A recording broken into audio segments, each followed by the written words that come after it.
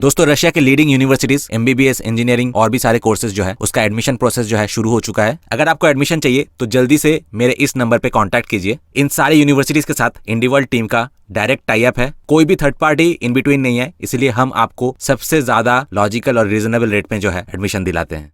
Hello guys, welcome to Indian entertainment. तो आप सभी ये तो जानते ही होंगे कि रशिया और यूक्रेन के वॉर को 1 साल से ज्यादा हो गए हैं और ये वॉर रुकने का नाम ही नहीं ले रहा है। और इंडिया ने इस वॉर को रोकने का कई बार ट्राई भी किया है, मगर हाल ही के एक मीटिंग में जर्मन चांसलर ने एक स्टेटमेंट दिया है कि वियतनाम, साउथ अफ्रीका और इंडिया ने रशिया को उसके इलीगल अटैक के लिए क्रिटिसाइज नहीं किया है। और उनका ये भी कहना है कि इंटरनेशनल प्रिंसिपल्स इक्वली अप्लाई नहीं होते हैं। जर्मन चांसलर, जो कि खुद एक वीटो होल्डर है, वो ये कह रहे हैं कि इंडिया ने इस वॉर को रोकने का ट्राई नहीं किया है। और न सिर्फ इंडिया बल्कि साउथ अफ्रीका और वियतनाम जैसी कंट्रीज को भी ये कह रहे हैं कि उन्होंने इस वॉर को रोकने का ट्राई नहीं किया है। वैसे मुझे ये लगता है कि यूनाइटेड नेशंस के प्रॉब्लम्स को इंडिया के माथे पर मरना जर्मनी को बंद कर देना चाहिए। वैसे तो अगर वो चाहते तो अपने इन्फ्लुएंस का यूज करके पैलेस्टाइन और इजराइल के प्रॉब्लम्स को सॉल्व कर सकते थे, मगर उन्होंने ऐसा किया नहीं। मगर वो अपनी प्रॉब्लम्स को सॉल्व करने के लिए इंडिया से कह रहे हैं, और वो ये कह रहे हैं कि इंडिया ने इस वॉर को रोकने का ट्राई नहीं किया, जबकि इंडिया ने कई बार इस वॉर को रोकने का ट्राई भी किया है। और प्राइम मिनिस्टर मोदी जी ने पुतिन को खुद ये कहा कि ये वॉर का समय नहीं है। खुद एक मीटिंग में स्टेज पर खड़े होकर ये डबल स्टैंडर्ड्स की बातें कर रहे हैं, और वो ये कह रहे हैं कि इंडिया ने इस वॉर को रोकने का ट्राई नहीं किया। एटलीस्ट ये डबल स्टैंडर्ड्स की बातें जर्मनी के मुंह से तो बिल्कुल भी अच्छी नहीं लगती। और भारत एक पीसफुल नेशन है, और भारत रशिया यूक्रेन वॉर में किसी की भी साइड नहीं ले रहा है। और रशिया इंडिया का एक बहुत ही क्लोज फ्रेंड है, और ये फ्रेंडशिप काफी लंबे समय से चल रही है। और शायद वेस्ट को पीस बिल्कुल रास नहीं आता, और ये यूक्रेन और रशिया वॉर उसी की देन है। बाय द वे, अगर रशिया को क्रिटिसाइज करने की बात आती है तो चाइना ने भी रशिया के खिलाफ वोट नहीं किया, मगर मुझे जर्मन चांसलर के स्टेटमेंट में चाइना का तो जिक्र एक बार भी नजर नहीं आया, और आएगा भी कैसे।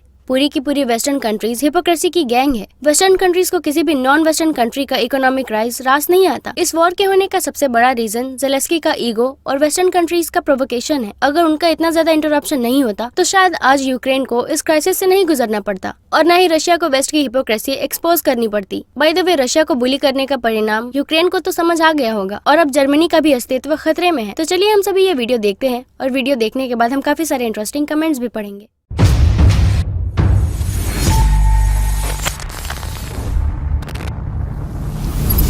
इंडिया, साउथ अफ्रीका या वियतनाम जैसी प्रभावशाली कंट्रीज ने यूएन के रेलेवेंट रेजोल्यूशन से रशिया को अपने इलीगल अटैक को एंड करने के लिए क्यों नहीं कहा? Russia to end its illegal invasion.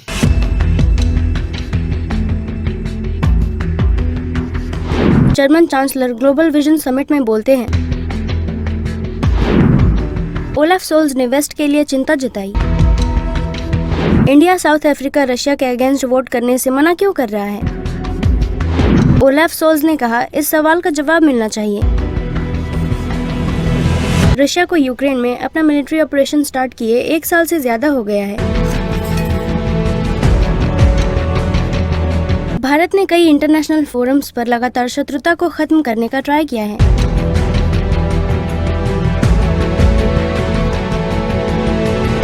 हालांकि इंडिया, वियतनाम और साउथ अफ्रीका जैसी कंट्रीज ने रशिया के खिलाफ वोट नहीं किया।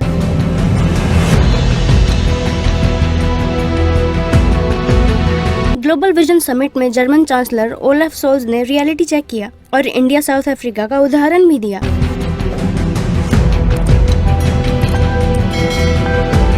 उन्होंने कहा कि रशिया की आलोचना नहीं करने वाली कुछ कंट्रीज का ये मानना है कि इंटरनेशनल प्रिंसिपल्स को इक्वल लागू नहीं किया जाता है। Why did influential countries such as India, Bharat, south Africa या वियतनाम जैसी कंट्रीज ने यूएन के रेलेवेंट रेजोल्यूशन से रशिया को अपने इलीगल अटैक को रोकने के लिए क्यों नहीं कहा? Russia to end its illegal invasion? These questions. इस सवाल का आंसर मिलना चाहिए।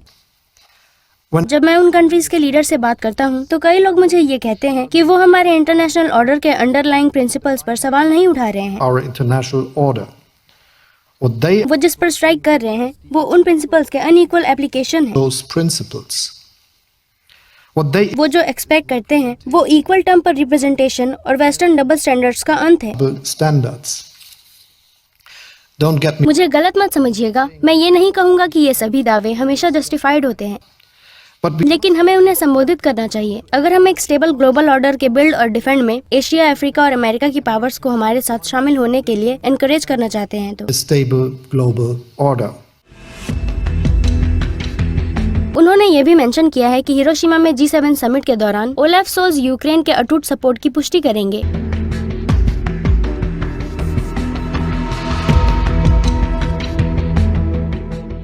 G7 will assure G7 Ukraine को हमारे अटूट सपोर्ट का आश्वासन देंगे जब तक हो सके। takes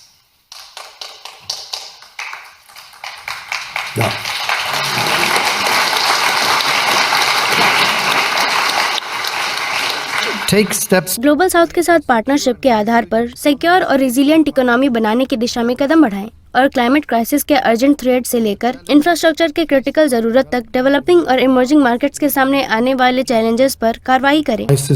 to the critical need for infrastructure. I will also मैं और ज्यादा इंक्लूसिव और ज्यादा इक्विटेबल ग्लोबल ऑर्डर की दिशा में काम करने के लिए पर्सनली भी कमिटेड रहूंगा, order, particularly खास करके जब हमारे पड़ोसी कॉन्टिनेंट अफ्रीका की बात आती है।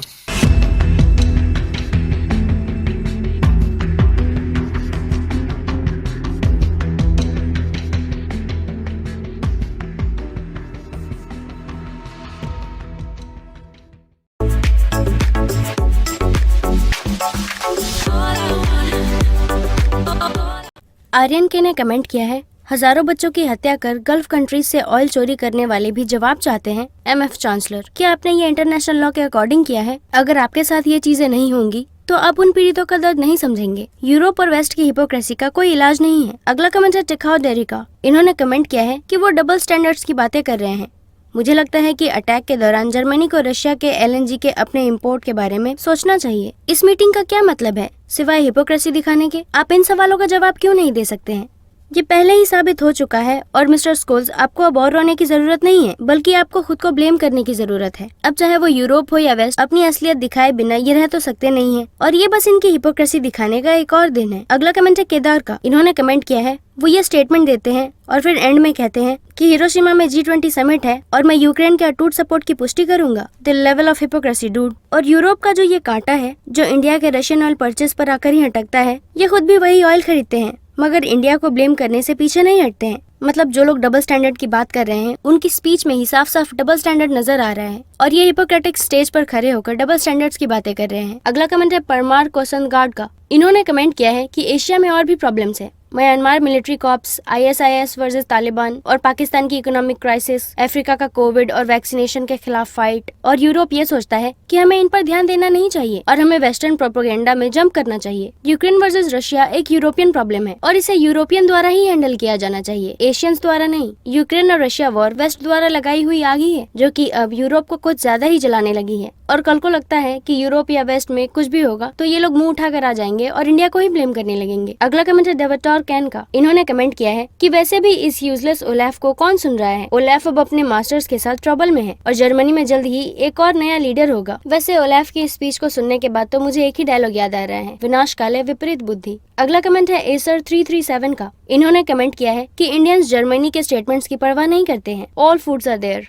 अगला कमेंट है शुभम शर्मा का। इन्होंने कमेंट किया है as long as it takes, same dialogue different mouths. अगला कमेंट है कुणाल कुमार का। इन्होंने कमेंट किया है कि क्या वो वेस्टर्न डबल स्टैंडर्ड्स के बारे में जानते भी हैं। अगला कमेंट है ड्यूटी बॉन्ड का। इन्होंने कमेंट किया है कि इसी बीच हंगरी ने EU द्वारा यूक्रेन के अगले एड पैकेज को ब्लॉक कर दिया है। तो आप ये समझ जाइए कि घोर हिपोक्रेसी सब कॉन्टिनेंट का बेस्ड नेचर है। अगला कमेंट है ललित भवाल का। इन्होंने कमेंट किया है कि मीटिंग में ओपनली डबल स्टैंडर्ड्स का प्रदर्शन किया जा रहा है और अनइक्वल एप्लीकेशन कोड पर क्रिटिसिज्म और यूक्रेन को अटूट समर्थन पर तालियों के बीच पिन ड्रॉप साइलेंस है। ये यूरोप के सभी रिप्रेजेंटेटिव्स के मेंटालिटी को दिखाता है। यूक्रेन, जिसे यूएस का पपेट बनने का कुछ ज्यादा ही शौक था, उसे अब ये समझ आ रहा होगा कि उन्होंने खुद के ही पैर पर कुल्हाड़ी मार ली है और खुद के लोगों को भी कितनी बड़ी मुसीबत में डाल दी है। और फिलहाल उनके दिमाग में बार बार यही थॉट्स आ रहे होंगे कि यूरोप और नाटो का पपेट बनना उन पर भारी पड़ गया। अगला कमेंट है रिदवान जोशुआ का। इन्होंने कमेंट किया है कि पैलेस्टाइन मुद्दे के बारे में क्या कहना है। रशिया के पास अटैक करने का रीजन है, वहाँ खड़े होकर झूठ मत बोलिए। अगला कमेंट है गोटाला का। ये कहते हैं कि यूएस और ज्यादा इरेलीवेंट होता जा रहा है। ऐसे यूजलेस मेंबर्स को क्यों बेवजह फीड कर रहे हैं। यूएसए इरेलीवेंट हो रहा है या नहीं इसका तो पता नहीं, मगर यूरोप के इन स्पीचेस से इतना जरूर समझ आ रहा है कि यूरोप दिन ब दिन इनसिक्योर फील कर रहा है। तो आज के इस वीडियो में इतना ही, मिलते हैं अगले वीडियो में। Thank you.